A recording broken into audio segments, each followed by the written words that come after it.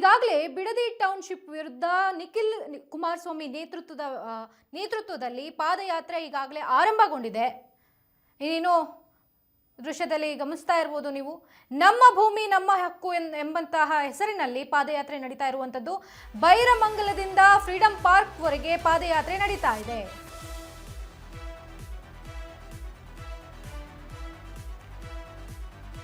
ಪಾದಯಾತ್ರೆಗೆ ಈಗಾಗಲೇ ಕುಮಾರಸ್ವಾಮಿ ಅವರು ಚಾಲನೆಯನ್ನ ನೀಡಿದ್ದಾರೆ. ಬಿಡದಿ ಟೌನ್ಶಿಪ್ ವಿರುದ್ಧ ಜೆಡಿಎಸ್ ಪಾದಯಾತ್ರೆ ಆರಂಭಗೊಂಡಿದೆ. ಪಾದಯಾತ್ರೆಗೆ ಚಾಲನೆ ನೀಡಿದ್ದಾರೆ ಎಚ್.ಡಿ. ಕುಮಾರಸ್ವಾಮಿ ಹಾಗೂ ಅಶೋಕ್ ಅವರು. ಬಿಡದಿಯ ಬೈರಮಂಗಲದಿಂದ ಪಾದಯಾತ್ರೆ ಚಾಲನೆಗೊಂಡಿದೆ. 3 ದಿನಗಳ ಕಾಲ ಜೆಡಿಎಸ್ ಪಾದಯಾತ್ರೆ ನಡೀತಾ ಇದೆ. ನಮ್ಮ ಭೂಮಿ ನಮ್ಮ ಹಕ್ಕು ಎಂಬ ಹೆಸರಿನಲ್ಲಿ ಪಾದಯಾತ್ರೆಯನ್ನ ಆರಂಭಿಸಿದ್ದಾರೆ.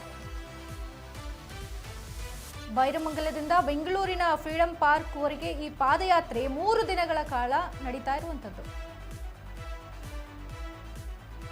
ಇನ್ನು ಈ ಜೆಡಿಎಸ್ ಪಾದಯಾತ್ರೆಗೆ ಬಿಜೆಪಿ ಪಕ್ಷದವರು ಕೂಡ ಸಾಥ್ ಅನ್ನು ನೀಡ್ತಾ ಇದ್ದಾರೆ.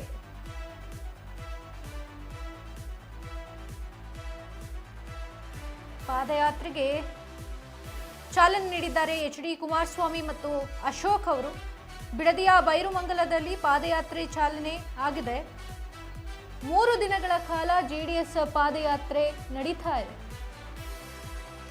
ಇಂದು ನಾಳೆ ಮತ್ತು ಸೋಮವಾರದಂದು 3 ದಿನಗಳ ಕಾಲ ಬೈರಮಂಗಲದಿಂದ ಫ್ರೀಡಂ ಪಾರ್ಕ್ನವರೆಗೆ ಈ ಪಾದಯಾತ್ರೆ ನಡೀತಾ ಇರುವಂಥದ್ದು. ನಿಖಿಲ್ ಕುಮಾರಸ್ವಾಮಿ ನೇತೃತ್ವದಲ್ಲಿ ಜೆಡಿಎಸ್ ಪಾದಯಾತ್ರೆಗೆ ಮೈತ್ರಿ ಪಕ್ಷ ಬಿಜೆಪಿಯವರು ಕೂಡ ಸಾಥನ್ನ ನೀಡಿದ್ದಾರೆ.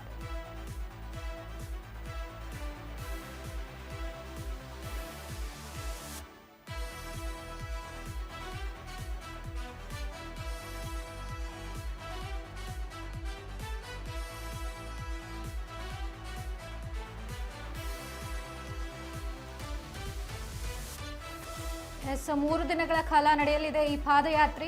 ನಮ್ಮ ಭೂಮಿ ನಮ್ಮ ಹಕ್ಕು ಹೆಸರಿನಲ್ಲಿ ಈ ಪಾದಯಾತ್ರೆ ನಡೀತಾ ಇರುವಂಥದ್ದು.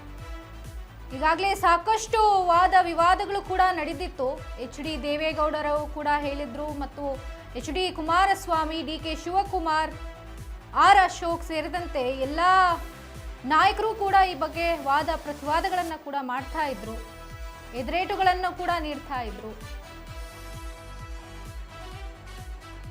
ರೈತರಿಗೆ ನಾವು ಅನ್ಯಾಯ ಆಗ್ಲಿಕ್ಕೆ ಬಿಡೋದಿಲ್ಲ ಅಂತ ಹೇಳಿ ನಿಖಿಲ್ ಕುಮಾರಸ್ವಾಮಿ ನೇತೃತ್ವದಲ್ಲಿ ಈ ಪಾದಯಾತ್ರೆ ನಡೀತಾ ಇದೆ.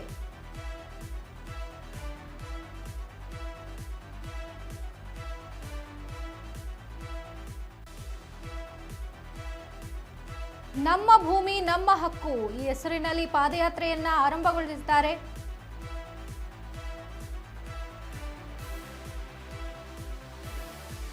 ಬಿಡದಿ ಟೌನ್ಶಿಪ್ ವಿರೋಧಿಸಿ ಜೆಡಿಎಸ್ ಮತ್ತು ಬಿಜೆಪಿ ಪಕ್ಷಗಳು ಏನಿದೆ ಪಾದಯಾತ್ರೆಯನ್ನ ಹಮ್ಮಿಕೊಂಡಿದ್ದಾರೆ. ಪಾದಯಾತ್ರೆಗೆ ಎಚ್.ಡಿ. ಕುಮಾರಸ್ವಾಮಿ ಮತ್ತು ಆರ್ ಅಶೋಕ್ ಅವರು ಚಾಲನೆಯನ್ನ ನೀಡಿದ್ದಾರೆ. ಬೈರಮಂಗಲದಲ್ಲಿ ಪಾದಯಾತ್ರೆಗೆ ಮೈತ್ರಿ ನಾಯಕರು ಚಾಲನೆಯನ್ನ ನೀಡಿದ್ದಾರೆ. ನಮ್ಮ ಭೂಮಿ ನಮ್ಮ ಹಕ್ಕು ಹೆಸರಿನಲ್ಲಿ ಪಾದಯಾತ್ರೆ ಆರಂಭಗೊಂಡಿದೆ. ಇಂದು ಮೈತ್ರಿಯಿಂದ 13 ಕಿಲೋಮೀಟರ್ ಪಾದಯಾತ್ರೆಯನ್ನ ನಡೆಸಲಾಗುತ್ತೆ. ಜೆಡಿಎಸ್ ಬಿಜೆಪಿ ನಾಯಕರು ಕೂಡ ಭಾಗಿಯಾಗಿ ಈ ಪಾದಯಾತ್ರೆಯನ್ನ ಆರಂಭಗೊಳಿಸಿದ್ದಾರೆ. ಬೈರಮಂಗಲದಲ್ಲಿ ಜಮಾಯಿಸಿ ಬಿಡದಿ ರೈತರು ಈ ಪಾದಯಾತ್ರೆಗೆ ಸಪೋರ್ಟ್ ಮಾಡ್ತಿದ್ದಾರೆ. ಪೋಸ್ಟರ್ ಹಿಡಿದು ರಾಜ್ಯ ಸರ್ಕಾರದ ವಿರುದ್ಧ ಘೋಷಣೆಗಳನ್ನ ಕೂಡ ಕೂಗ್ತಿದ್ದಾರೆ. ಸಾವಿರಾರು ಸಂಖ್ಯೆಯಲ್ಲಿ ಆಗಮಿಸಿ ಅನ್ನದಾತರು ಪಾದಯಾತ್ರೆಯಲ್ಲಿ ಪಾಲ್ಗೊಳ್ಳಿದ್ದಾರೆ.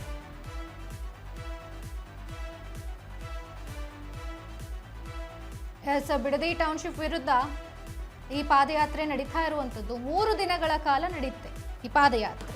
ಪ್ರತಿದಿನ 12ರಿಂದ 13 ಕಿಲೋಮೀಟರ್ ಪಾದಯಾತ್ರೆಯನ್ನ ಆಯೋಜನೆ ಮಾಡಲಾಗಿದೆ. ಇಲ್ಲಿ ಬೈರಮಂಗಲದಿಂದ ಬೆಂಗಳೂರಿನ ಫ್ರೀಡಂ ಪಾರ್ಕ್ ವರೆಗೆ ಈ ಪಾದಯಾತ್ರೆ ನಡೀತಾ ಇರುವಂಥದ್ದು 3 ದಿನಗಳ ಕಾಲ. ನಿಖಿಲ್ ಕುಮಾರಸ್ವಾಮಿ ನೇತೃತ್ವದಲ್ಲಿ ಈ ಪಾದಯಾತ್ರೆ ಆರಂಭಗೊಂಡಿದೆ. ಎಚ್.ಡಿ. ಕುಮಾರಸ್ವಾಮಿ ಮತ್ತು ಆರ್ ಅಶೋಕ್ ಅವರು ಈ ಪಾದಯಾತ್ರೆಗೆ ಚಾಲನೆಯನ್ನ ನೀಡಿದ್ದಾರೆ. ಸಹಸ್ರಾರು ರೈತರು ಕೂಡ ಈ ಚಾಲನೆಗೆ ಸಪೋರ್ಟ್ ಮಾಡ್ತಿದ್ದಾರೆ. ದೃಶ್ಯಾವಳಿಗಳಲ್ಲಿ ಗಮನಿಸ್ತಾ ಇರಬಹುದು.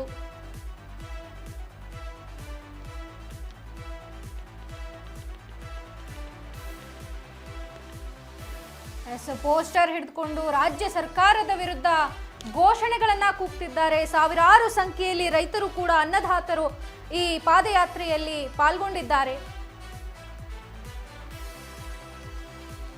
ಜೆಡಿಎಸ್ ಪಾದಯಾತ್ರೆಗೆ ಮೈತ್ರಿ ಪಕ್ಷ ಬಿಜೆಪಿ ನಾಯಕರು ಕೂಡ ಸಾಥನ್ನ ನೀಡಿದ್ದಾರೆ.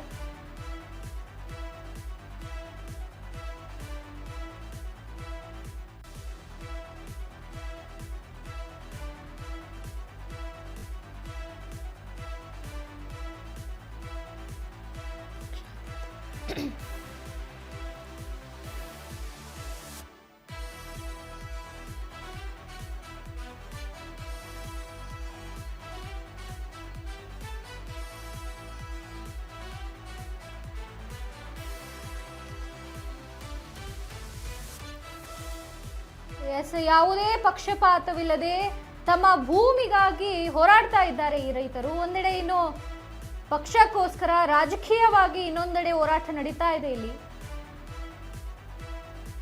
ಎರಡೂ ಮೈತ್ರಿ ಪಕ್ಷಗಳು ಸೇರ್ಕೊಂಡು ಈ ಪಾದಯಾತ್ರೆಯನ್ನ ಆರಂಭಿಸಿದ್ದಾರೆ. ಇಲ್ಲಿ ಯಶಸ್ವಿಯಾಗಿ ನಡೀತಾ ಇರುವಂತದ್ದು ಈ ಮೇಲ್ನೋಟಕ್ಕೆ ಕಾಣಿಸ್ತಾ ಇದೆ. ಆದ್ರೆ ಇದು ಪರಿಪೂರ್ಣವಾಗಿ ಇನ್ನು ಮುನ್ನಡಿಬೇಕು, ಇದಕ್ಕೆ ಯಶಸ್ಸು ಸಿಗಬೇಕು ಅಂತಂದ್ರೆ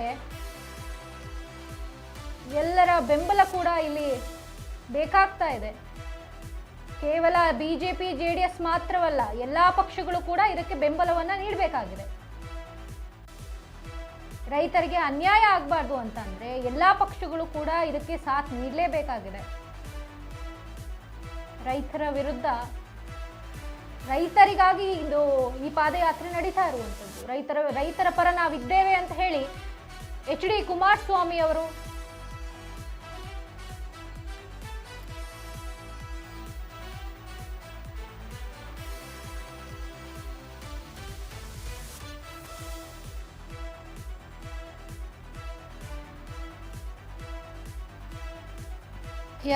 ಡಿಕೆಶಿ ಸರ್ಕಾರದ ವಿರುದ್ಧ ದಳಪತಿಗಳ ಟೌನ್ಶಿಪ್ ಅಸ್ತ್ರ. ಬಿಡದಿ ಟೌನ್ಶಿಪ್ ವಿರೋಧಿಸಿ ದೋಸ್ತಿ ನಾಯಕರ ಸಮರ. ಈ ಪಾದಯಾತ್ರೆಗೆ ಎಚ್.ಡಿ. ಕುಮಾರಸ್ವಾಮಿ ಮತ್ತು ಆರ್ ಅಶೋಕ್ ಅವರು ಚಾಲನೆಯನ್ನ ನೀಡಿದ್ದಾರೆ. ನಿಖಿಲ್ ಕುಮಾರಸ್ವಾಮಿ ನೇತೃತ್ವದಲ್ಲಿ ಈ ಪಾದಯಾತ್ರೆ ಆರಂಭಗೊಂಡಿದೆ. ಬೈರುಮಂಗಲದಿಂದ ಫ್ರೀಡಂ ಪಾರ್ಕ್ ವರೆಗೆ ಈ ಪಾದಯಾತ್ರೆ ನಡೀತಾ ಇರುವಂತದ್ದು. 3 ದಿನಗಳ ಕಾಲ ಈ ಪಾದಯಾತ್ರೆ ನಡೆಯುತ್ತೆ. ಪ್ರತಿದಿನ 12ರಿಂದ 13 ಕಿಲೋಮೀಟರ್ ಪಾದಯಾತ್ರೆಯನ್ನ ಹಮ್ಮಿಕೊಳ್ಳಲಾಗಿದೆ. ಡಿಕೆ ಸರ್ಕಾರದ ವಿರುದ್ಧ ಕಿಡಿಕಾರಿದ್ದಾರೆ ನಿಖಿಲ್ ಕುಮಾರಸ್ವಾಮಿ.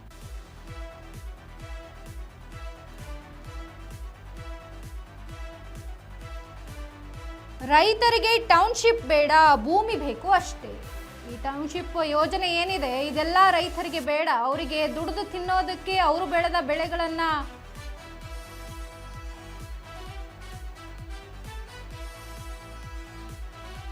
ಭೂಮಿ ಮಾತ್ರ ಬೇಕಾಗಿರೋದು. ಯಾವ ಯೋಜನೆಯೂ ಬೇಡ ನಮಗೆ, ನಮ್ಮ ಭೂಮಿ ಮಾತ್ರ ನಮಗೆ ಕೊಟ್ಟು ಬಿಡಿ, ಯಾಕೆ ಕಿತ್ಕೊಳ್ತಿದ್ದೀರಾ ಅಂತ ಹೇಳಿ. ಇಲ್ಲಿ ರಿಯಲ್ ಎಸ್ಟೇಟ್ ಸರ್ಕಾರಕ್ಕೆ ಧಿಕ್ಕಾರ ಅಂತ ಹೇಳಿ ರೈತರು ಕೂಗ್ತಾ ಇದ್ದಾರೆ.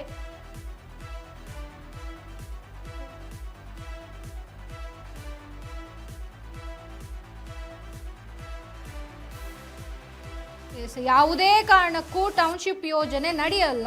ಸಂಪೂರ್ಣ ನ್ಯೂಸ್ಗೆ ಜೆಡಿಎಸ್ ಸಂಸದ ಮಲ್ಲೇಶ್ ಬಾಬು ಹೇಳಿಕೆ ನೀಡಿದ್ದಾರೆ.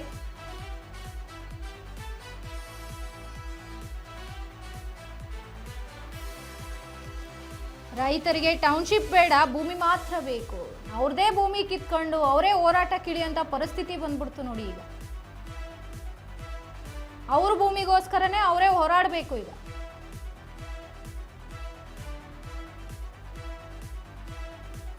ನಮ್ಮ ಭೂಮಿ ನಮ್ಮ ಹಕ್ಕು ಹೆಸರಿನಲ್ಲಿ ಈ ಪಾದಯಾತ್ರೆ ಆರಂಭಗೊಂಡಿದೆ. ನಿಖಿಲ್ ಕುಮಾರಸ್ವಾಮಿ ನೇತೃತ್ವದಲ್ಲಿ ಬೈರಮಂಗಲದಿಂದ ಬೆಂಗಳೂರಿನ ಫ್ರೀಡಂ ಪಾರ್ಕ್ ವರೆಗೆ ಈ ಪಾದಯಾತ್ರೆಯನ್ನ ಹಮ್ಮಿಕೊಂಡಿದ್ದಾರೆ. ಪ್ರತಿದಿನ 12ರಿಂದ 13 ಕಿಲೋಮೀಟರ್ ಪಾದಯಾತ್ರೆ ನಡೆಯಲಿದೆ. ಇದು 3 ದಿನಗಳ ಕಾಲ.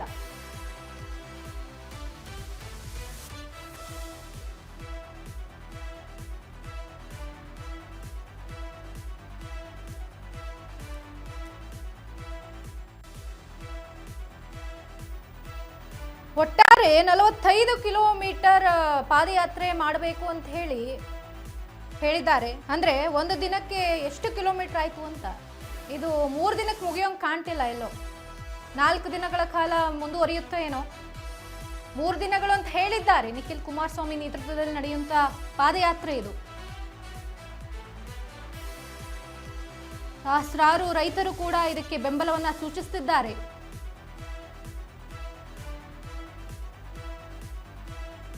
ಬಿಡದಿ ಟೌನ್ಶಿಪ್ ವಿರುದ್ಧ ಸಹಸ್ರಾರು ರೈತರು ಜೆಡಿಎಸ್ಗೆ ಬೆಂಬಲವನ್ನ ನೀಡುತ್ತಿದ್ದಾರೆ. ಹೋರಾಟಕ್ಕೆ, ಪಾದಯಾತ್ರೆಗೆ. ಬಿಡದಿಯ ಬೈರಮಂಗಲದಲ್ಲಿ ಪಾದಯಾತ್ರೆಗೆ ಚಾಲನೆಯನ್ನ ಕೂಡ ಆಲ್ರೆಡಿ ಕೊಟ್ಟಿದ್ದಾರೆ ಎಚ್.ಡಿ. ಕುಮಾರಸ್ವಾಮಿ ಹಾಗೂ ಆರ್ ಅಶೋಕ್ ಅವರು.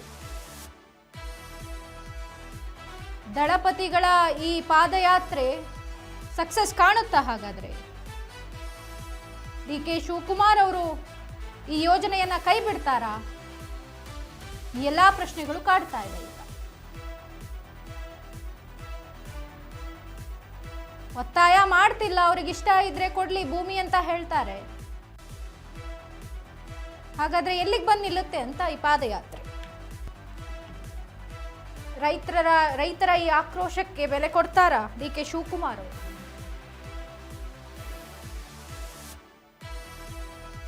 ಮೂರು ದಿನಗಳ ಕಾಲ ನಡೆಯಲಿದೆ ಜೆಡಿಎಸ್ ಪಾದಯಾತ್ರೆ. ಬೈರುಮಂಗಲದಿಂದ ಫ್ರೀಡಂ ಪಾರ್ಕ್ನವರೆಗೆ 3 ದಿನಗಳ ಕಾಲ. ಅಂದ್ರೆ ಪ್ರತಿದಿನ 12ರಿಂದ 13 ಕಿಲೋಮೀಟರ್ ಪಾದಯಾತ್ರೆಯನ್ನ ಹಮ್ಮಿಕೊಂಡಿದ್ದಾರೆ. ಜೆಡಿಎಸ್ ಪಾದಯಾತ್ರೆಗೆ ಮೈತ್ರಿ ಪಕ್ಷ ಬಿಜೆಪಿ ನಾಯಕರು ಕೂಡ ಸಾಥನ್ನ ನೀಡಿದ್ದಾರೆ.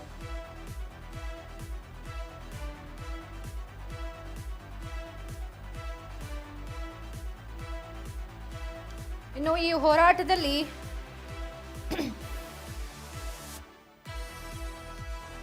ಜಾನ್ವಿ ಕೂಡ ಭಾಗಿಯಾಗಿದ್ದಾರೆ. ಬಿಡದಿಯಲ್ಲಿ ರೈತರು ಕೃಷಿಯನ್ನೇ ಅವಲಂಬಿಸಿದ್ದಾರೆ. ಸರ್ಕಾರ ಟೌನ್ಶಿಪ್ ಯೋಜನೆ ಮಾಡಿದ್ರೆ ರೈತರಿಗೆ ಕಷ್ಟ ಆಗಬಹುದು, ರೈತರು ಭೂಮಿ ಇಲ್ಲದೆ ಬದುಕುವುದು ಕಷ್ಟ ಆಗುತ್ತೆ ಅಂತ ಹೇಳಿ ಸಂಪೂರ್ಣ ನ್ಯೂಸ್ಗೆ ಮಾಜಿ ಬಿಗ್ ಬಾಸ್ ಸ್ಪರ್ಧಿ ಜಾನ್ವಿ ಅವರು ಹೇಳಿಕೆಯನ್ನು ನೀಡಿದ್ದಾರೆ. ಇತ್ತೀಚೆಗೆ ಕೂಡ ಜೆಡಿಎಸ್ಗೆ ಜಾಯ್ನ್ ಆಗಿದ್ರು. ಜಾನ್ವಿ ಅವರು ಸೇರ್ಕೊಂಡಿದ್ರು ಜೆಡಿಎಸ್ ಪಕ್ಷಕ್ಕೆ. ಜೆಡಿಎಸ್ ನಾಯಕಿಯಾಗಿ ಇತ್ತೀಚೆಗಷ್ಟೇ ಜೆಡಿಎಸ್ ಅನ್ನ ಸೇರ್ಕೊಂಡಿದ್ರು ಜಾನ್ವಿ ಅವರು. ಬಿಡದಿ ವಿರುದ್ಧ ಸಾಕಷ್ಟು ವಿಡಿಯೋಗಳನ್ನ ಕೂಡ ಮಾಡಿ ಅವರ ಇನ್ಸ್ಟಾಗ್ರಾಮ್ ಖಾತೆಯಲ್ಲಿ ಹಾಕೊಂಡಿದ್ದಾರೆ. ಅವರು ಭೂಮಿಯನ್ನ ಕಿತ್ಕೊಳ್ಬೇಡಿ, ಇದೆಲ್ಲ ಪ್ರಾಬ್ಲಮ್ ಆಗುತ್ತೆ, ರೈತರಿಗೆ ತುಂಬಾ ಕಷ್ಟ ಆಗುತ್ತೆ, ರೈತರು ಕೃಷಿಯನ್ನೇ ಅವಲಂಬಿಸಿದ್ದಾರೆ, ಭೂಮಿಯನ್ನೇ ಕಿತ್ಕೊಂಡ್ಬಿಟ್ರೆ ಕೃಷಿ ಎಲ್ಲಿಂದ ಮಾಡೋದು? ಹಾಗಾದ್ರೆ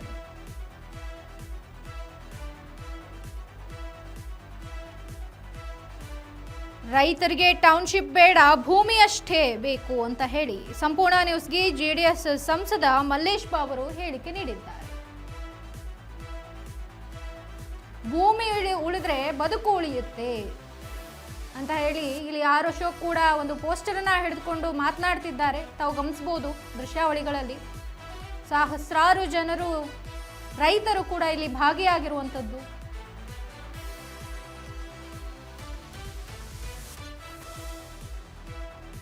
ರೈತರ ಈ ಹೋರಾಟಕ್ಕೆ, ಪಾದಯಾತ್ರೆಗೆ ಸಕ್ಸಸ್ ಸಿಗುತ್ತಾ? ಹಾಗಾದ್ರೆ ನಮ್ಮ ಭೂಮಿ ನಮ್ಮ ಹಕ್ಕು. ಬೈರಮಂಗಲದಿಂದ ಬೆಂಗಳೂರಿನ ಫ್ರೀಡಂ ಪಾರ್ಕ್ ವರೆಗೆ ಪಾದಯಾತ್ರೆ ನಡೀತಾ ಇರುವಂಥದ್ದು. 3 ದಿನಗಳ ಕಾಲ ಈ ಪಾದಯಾತ್ರೆ ನಡೆಯುತ್ತೆ.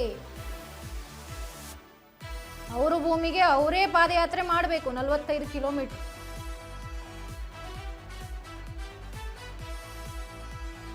ಪಾದಯಾತ್ರೆಗೆ ಚಾಲನೆ ನೀಡಿದ್ದಾರೆ ಎಚ್.ಡಿ. ಕುಮಾರಸ್ವಾಮಿ ಮತ್ತು ಆರ್ ಅಶೋಕ್ ಅವರು. ಇನ್ನು ಒಂದೇ ಒಂದು ಪಕ್ಷ ಅಂದ್ರೆ ಡಿ.ಕೆ. ಶಿವಕುಮಾರ್ ಅವರು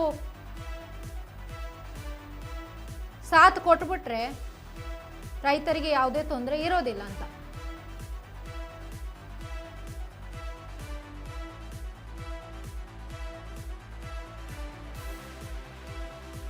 ಬಿಡದಿ ಟೌನ್ಶಿಪ್ ವಿರೋಧಿಸಿ ದೋಸ್ತಿ ಅಂದ್ರೆ ಜೆಡಿಎಸ್ ಮತ್ತು ಬಿಜೆಪಿಯ ನಾಯಕರು ಈ ಪಾದಯಾತ್ರೆಯನ್ನ ನಡೆಸ್ತಾ ಇದ್ದಾರೆ.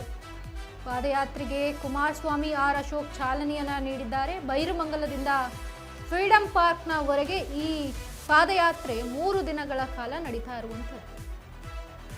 ಪ್ರತಿದಿನ 12ರಿಂದ 13 ಕಿಲೋಮೀಟರ್ಗಳ ವರೆಗೆ ಈ ಪಾದಯಾತ್ರೆ ನಡೆಯುತ್ತೆ.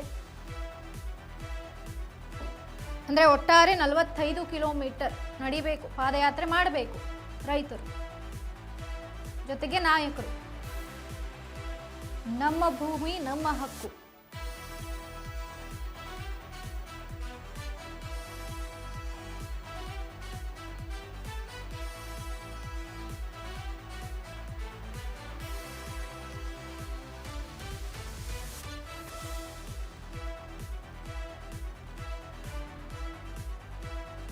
ಪಾದಯಾತ್ರೆಗೆ ಚಾಲನೆ ನೀಡಿದ್ದಾರೆ ಎಚ್ ಡಿ ಕುಮಾರಸ್ವಾಮಿ ಮತ್ತು ಆರ್ ಅಶೋಕ್ ಅವರು. ನಿಖಿಲ್ ಕುಮಾರಸ್ವಾಮಿ ನೇತೃತ್ವದಲ್ಲಿ 3 ದಿನಗಳ ಕಾಲ ನಡೆಯಲಿದೆ ಈ ಪಾದಯಾತ್ರೆ. ಸಹಸ್ರಾರು ರೈತರು ಈ ಪಾದಯಾತ್ರೆಗೆ ಬೆಂಬಲವನ್ನ ನೀಡುತ್ತಿದ್ದಾರೆ. ದೃಶ್ಯಾವಳಿಗಳಲ್ಲಿ ಗಮನಿಸ್ತಾ ಇರಬಹುದು ನೀವು. ನಮ್ಮ ಭೂಮಿ ನಮ್ಮ ಹಕ್ಕು ಹೆಸರಿನಲ್ಲಿ ಈ ಪಾದಯಾತ್ರೆ ಆರಂಭಗೊಂಡಿದೆ. ಬೈರಮಂಗಲದಿಂದ ಬೆಂಗಳೂರಿನ ಫ್ರೀಡಂ ಪಾರ್ಕ್ ವರೆಗೆ ಈ ಪಾದಯಾತ್ರೆ ನಡೆಯುತ್ತೆ. ಜೆಡಿಎಸ್ ಪಾದಯಾತ್ರೆಗೆ ಮೈತ್ರಿ ಪಕ್ಷ ಬಿಜೆಪಿ ನಾಯಕರು ಸಾಥ್ನ ನೀಡಿದ್ದಾರೆ. ಬಿಡದಿ ಟೌನ್ಶಿಪ್ ವಿರುದ್ಧ ಜೆಡಿಎಸ್ ಪಾದಯಾತ್ರೆ ಆರಂಭಗೊಂಡಿದೆ.